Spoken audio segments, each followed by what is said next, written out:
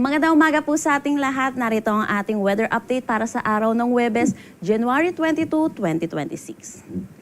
So yung binantayan po natin bagyo na si Ada ay tuluyan na naging isang ganap na low pressure area kahapon. Ito ay huling namataan sa layong 1,155 kilometers east ng southeastern Luzon. Nasa loob pa rin naman po ito ng ating Philippine Area of Responsibility pero wala na itong direktang epekto sa anumang parte ng ating bansa at hindi na rin natin inaasahan na magiging isang ganap na bagyo muli. Samantala, meron din tayong low pressure area na binabantayan naman dito sa labas ng ating PAR. Ito ay huling namataan sa layong 1,990 kilometers east ng northeastern Mindanao. Sa ngayon po, mababa pa naman po yung chance neto na maging isang ganap na bagyo at hindi rin natin inaalis yung posibilidad na ito'y pumasok ng ating Philippine Area of Responsibility. Kaya tutok po tayo sa mga nilalabas po na updates ng Pag-asa.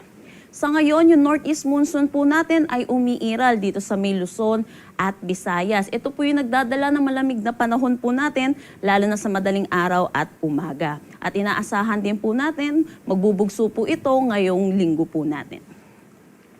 Para sa magiging panahon natin ngayong araw dito sa Luzon, inaasahan dulot ng bugso ng amihan, makakaranas ng maulap na papawirin na may mga mahihinang pag-ulan dito sa Cagayan Valley, Cordillera Administrative Region, Aurora, Quezon, Camarines Norte, Camarines Sur, pati na rin dito sa may Marinduque at Oriental Mindoro. Sa nalalabing bahagi naman ng Luzon kasama na ang Metro Manila, asahan po natin ang bahagya hanggang sa maulap na papawirin na may mga isolated light rains. Agwat ng temperatura para sa Metro Manila, 22 to 30 degrees Celsius, Lawag 21 to 29 degrees Celsius, Tuguegarao 19 to 26 degrees Celsius.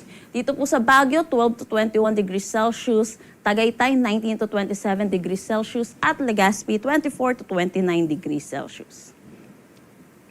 Para naman dito sa may Palawan, magiging bahagya hanggang sa maulap ang kanilang papawirin na may mga isolated light rains. At may kita din natin makakaranas po ng maulap na papawirin na may mahihinang pag-ulan dito sa may Northern Samar, Eastern Samar, pati na rin dito sa may Caraga.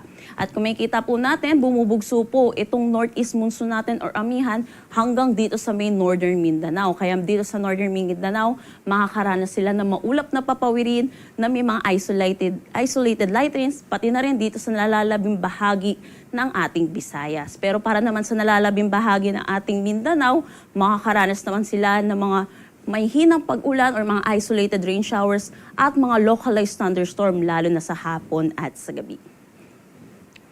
Para sa ating gale warning, nagtaas po tayo dahil sa malakas na bugso po ng amihan dito sa may Batanes, Cagayan, Isabela, Ilocos Norte, Ilocos Sur, Aurora, Northern Quezon kasama na ang Polillo Islands, Camarines Norte, Northern Coast ng Camarines Sur, Northern at Eastern Coast ng Catanduanes, Eastern Coast ng Albay, pati na rin ng Sorsogon, Northern Samar, Eastern Samar at Surigao del Norte, particularly sa Siargao at Bukas Grande Island. Pinapaalalahanan po natin mga kababayan po natin mangingisda at may mga sasakyang maliit pandagat. Delikado po muna pumalaot dito dahil na rin sa matataas na alon at malalakas na bugso ng hangin.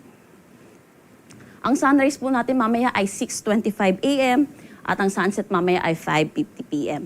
Para sa karagdagang impormasyon, bisitahin ang aming mga social media pages at ang aming website pag-asa.dost.gov.ph.